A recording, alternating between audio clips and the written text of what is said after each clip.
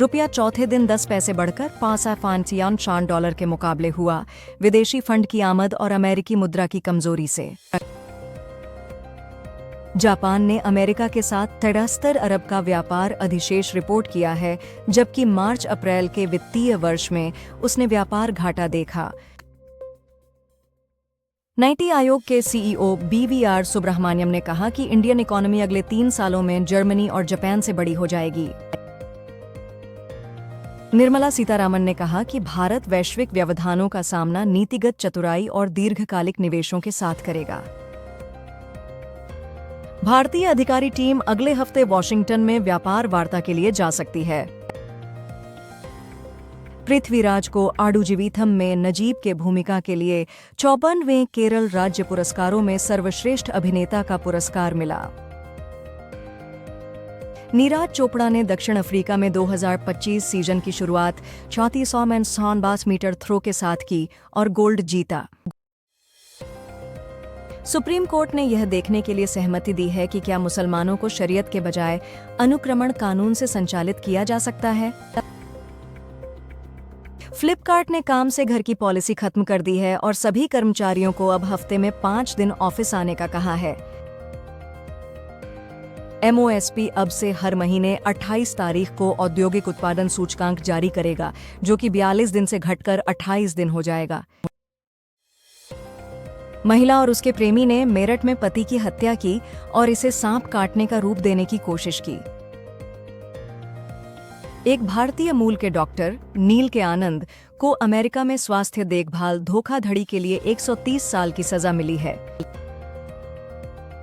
UK supreme court ने महिला शब्द को जैविक रूप से जन्मी महिलाएं मानकर ट्रांसजेंडर महिलाओं को कानूनी परिभाषा से बाहर रखा। दिल्ली विधानसभा जुलाई में मानसून सत्र से पूरी तरह पेपरलेस होगी। नई दिल्ली दाऊदी बोहरा समुदाय का प्रतिनिधिमंडल पीएम मोदी से मिला ताकि वे वक्फ संशोधन अधिनियम के लिए धन्यवाद कर सकें। वैज्ञानिकों ने जेम्स वेब स्पेस टेलीस्कोप से एक विदेशी ग्रह के वायुमंडल में जीवन के संकेतों के सबसे मजबूत प्रमाण खोजे हैं। पुतिन ने एलॉन मस्क की तारीफ करते हुए उन्हें सोवियत स्पेस प्रोग्राम के पिता से तुलना की। स्पेसएक्स, पैलंटियर और एंड्यूरिल के साथ मिलकर ट्रंप के गोल्डन डोम मिसाइल रक्षा कवच का अहम हिस्सा जीतने के लिए फ्रंट रनर बन गया है। केंद्रीय मंत्री डॉ. मनसुख मंडाविया ने नई दिल्ली में नेशनल डोप टेस्टिंग लेबोरेटरी में एथलीट पासपोर्ट प्रबंधन इकाई APMU का उद्घाटन किया। सनी देओल ने जाट 2 की घोषणा की है, जिससे फैंस में उत्साह बढ़ गया है।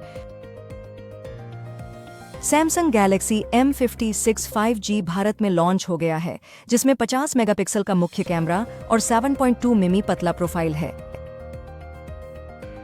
OpenAI ने OT 3 और OT 4 mini reasoning models launch किए हैं, जो ChatGPT के साथ वेब सर्चेज, पाइथन कोड्स और इमेजेस का इस्तेमाल करके क्वेरीज का जवाब देते हैं।